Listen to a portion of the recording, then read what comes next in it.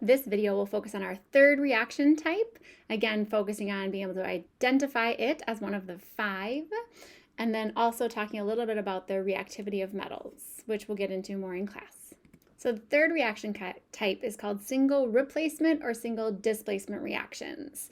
And the idea of this is that you have one element and one compound, and the single metal or the single nonmetal will replace the thing that's like itself in the compound. So you have a picture here of 2 humans together dancing, and eventually the gentleman replaces the other boy, so replacing something that's like itself in the couple. Generically then in chemistry, that'll be a single element with a compound, and it'll kick out the thing that's like itself. So depending on whether it's a metal or a non-metal, it will replace the thing in order. Okay. The way you'll know which order is the cation will always go first, or the metal will always be first. So the positively charged ion will replace the positively charged ion, and the negatively charged ion will replace the negatively charged ion. When it comes to whether the reaction will happen or not, it depends. There's something called the single replacement activity series, which we'll get into an activity in class about this.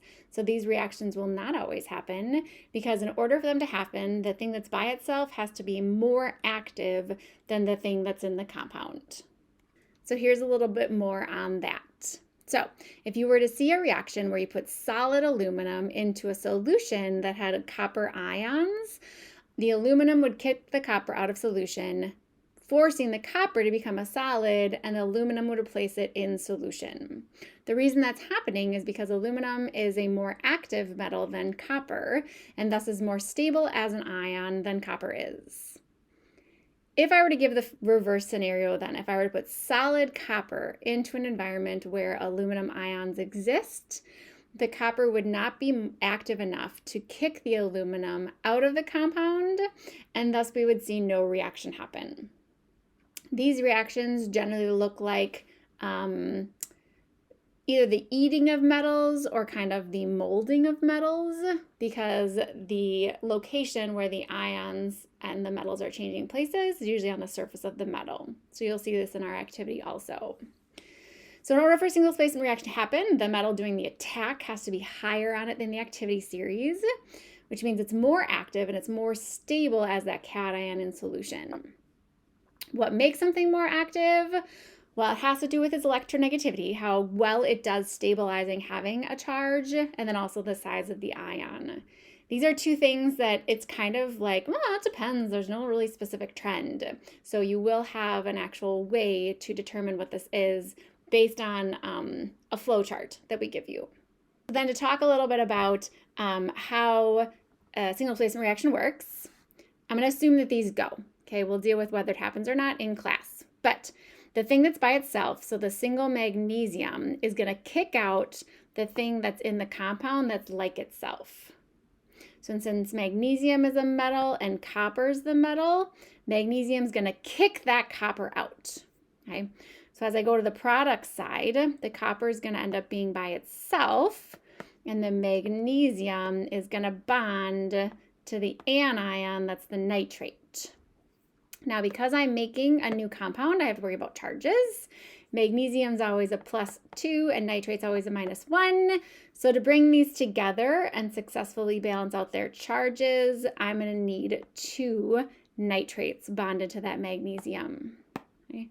Now that I've done that, I'm going to go back through and balance my chemical reaction. So I need 2 nitrates to make that recipe work, which means I need 2 coppers. And then also for single displacement reactions, your metals are going to be solids in solution, and then your compounds are going to be aqueous. They're going to be dissolved in solution. So doing this a second time, I've got K out here, which is potassium. It is a metal. So it's going to knock the magnesium, which is the metal, out of the compound. So magnesium is going to end up being by itself, and potassium is going to bond to nitrate. Now, because on the periodic table, potassium is a 1 and nitrate's a 1, they are happy and already charged balanced with each other, so I don't have to do any more than that with the compound. Now, in terms of balancing, though, I do need these 2 nitrates because that's how it went with magnesium. So potassium also has to come up to a 2. Magnesium will be a solid, and then the compound is always an aqueous. Okay. We could have a scenario where I have a nonmetal try to kick out the other nonmetal in a compound, in which case this time now we have fluorine going to hit out the chlorine, the thing that's like itself. So now chlorine will be by itself and fluorine will bond with the sodium. These 2's are showing up because they're diatomics. So those are the correct formulas. And now that is done, I need to balance out the equation.